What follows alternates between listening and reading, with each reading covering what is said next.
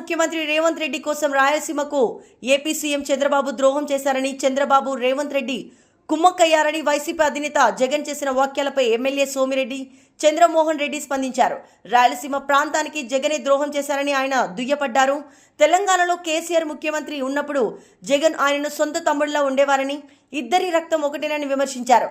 రాయలసీమ ఎత్తిపోతల పథకంపై NGT stay ఇచ్చిందని, ఆ సమయంలో ముఖ్యమంత్రిగా ఎవరున్నారు జగన్ గుర్తుకు తెచ్చుకోవాలని అన్నారు. కేసీఆర్తో నాడు లాలూచి పడిన జగన్ ఎన్జీటీ స్టే వేకెట్ చేయకుండా ఎత్తిపోతల పథకం పనులు ప్రారంభించకుండా వదిలేశారని ఆరోపించారు.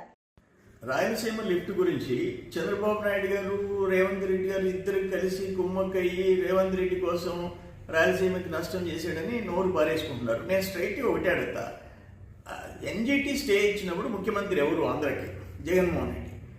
అప్పుడు తెలంగాణలో ముఖ్యమంత్రి ఎవరు? కేసీఆర్. మీరిద్దరు సొంత అన్నదమ్ముళ్ళు, రక్తం ఇద్దరిది ఒకటే.